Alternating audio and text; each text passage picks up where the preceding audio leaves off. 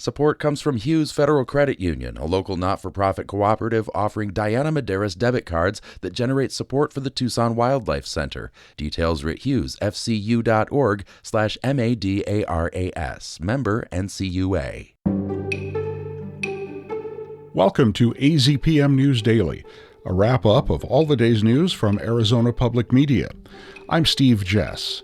On this edition, the governor steps in to wipe out medical debt for thousands. $642 million in medical debt has been eliminated for nearly 500,000 people across Arizona. There's hope for fans of a threatened music venue. As soon as people knew about it, the information went down the pipeline. And Tucson's bowl game stands out because of Snoop Dogg. Having a high-profile celebrity taking part sets Tucson's event apart. Starting us off, before this week, Arizonans owed an estimated $2.4 billion in medical debt. Governor Katie Hobbs announced an initiative to ease that amount. L.M. Boyd reports. Next week, debt relief letters for more than 140,000 Arizonans will begin to arrive in mailboxes. The state allocated American Rescue Plan funding to the organization Undo Medical Debt. It's a nonprofit that buys medical debt from hospitals and collection agencies for pennies on the dollar and cancels it. Since the state partnered with the nonprofit, a total of $642 million in medical debt has been eliminated for nearly 500,000 people across Arizona.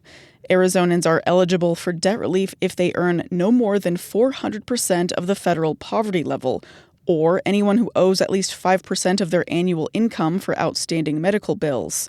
L.M. Boyd, AZPM News. There may be hope for fans of the longtime Tucson music venue called The Rock.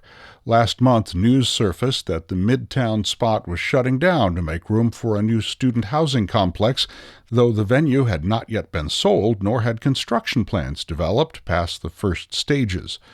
Last week, AZPM spoke with Eliza Womack, the mother of deceased rapper Lil Peep, about her petition, which now has over 30,000 signatures, to keep The Rock open. It was the site of her son's death in 2017, before he was set to perform to a local crowd, and fans maintain a memorial dedicated to him outside the venue. As soon as people knew about it, the information went down the pipeline, and I could find out about it, and I could stop and do whatever I can do to intervene. Comments posted on The Rock's social media account suggest it's staying put until someone says otherwise. Owner Kent Van Stel told AZPM his team plans to release an official statement to clarify the closure status in the next week. The Arizona Department of Economic Security is getting a cash infusion to help reduce wait times for people who rely on assistance programs plagued by delays in recent months. Governor Katie Hobbs announced DES will get $7.5 million to address wait times for people who receive unemployment benefits and federal SNAP food assistance. The money comes from the state's share of the American Rescue Plan Act. Hundreds of Arizonans have complained the state's new unemployment benefits system, which went live in September, is glitchy, and they could not reach anyone at the agency to help them resolve issues with eligibility applications and claim disputes.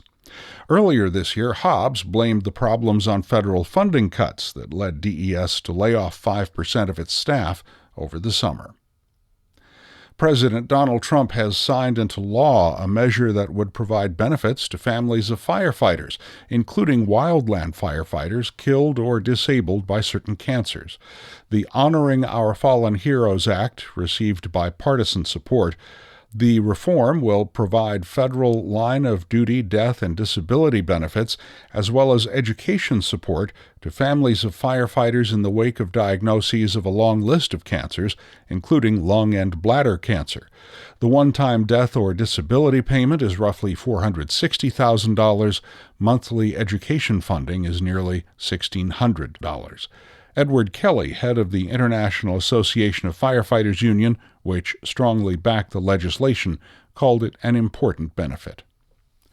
Yaqui elder Modesto Boulay chose apprentice Daniel Vega after being nominated for the Master Apprentice Artist Awards hoping to continue sharing his Yaqui traditions for generations. We hear more in this report from Thatcher Warwick Hess. Modesto Bule is a Yaqui elder, or Elder Pascola, who was nominated for the Master Apprentice Artist Award in 2025. He's responsible for sharing 6 decades worth of Yaqui knowledge, customs, traditions, songs, and dances with young kids and his apprentice. AZPM spoke with Don Bule in his second language of Spanish in a traditional Yaqui Ramada about the future younger generations learning Yaqui culture. Y fueron creciendo y creciendo. Don Bule said that after the youth ceremonies kept growing, sometimes the kids would be better than him. Don Bule and his apprentice, Daniel Vega, are planning to attend the folklife ceremony of the Master Apprentice awardees in the spring of 2026. I'm Thatcher Warwick, AZPM News. The top-ranked University of Arizona men's basketball team continued its perfect record with a 107-71 win over Bethune-Cookman University on Monday night. Bethune-Cookman is an historic black college from Daytona Beach, Florida, that spends much of its early season on the road for games against heavily favored opponents. Here's UA head coach Tommy Lloyd. You know, these teams have been traveling around the country playing in these types of games, and you know, they turned up and they competed today. So, you know, I tip my hat to them, and, you know, our guys battled back. We got the result we wanted, and, you know, we had some really good moments. So we're just going to take those away from it and keep it moving.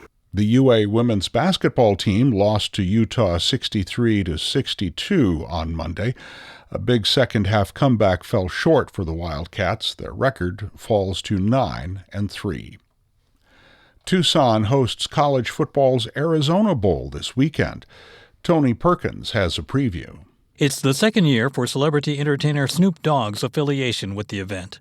The 54-year-old rapper is promoting his beverage brand Gin and Juice.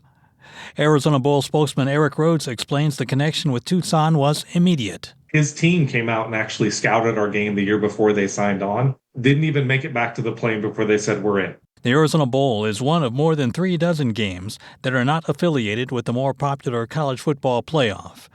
Rhodes says having a high-profile celebrity taking part in all the festivities with the two teams sets Tucson's event apart. Miami University of Ohio and Fresno State University will kick off at 2:30 Saturday afternoon at Casino del Sol Stadium. I'm Tony Perkins, AZPM News.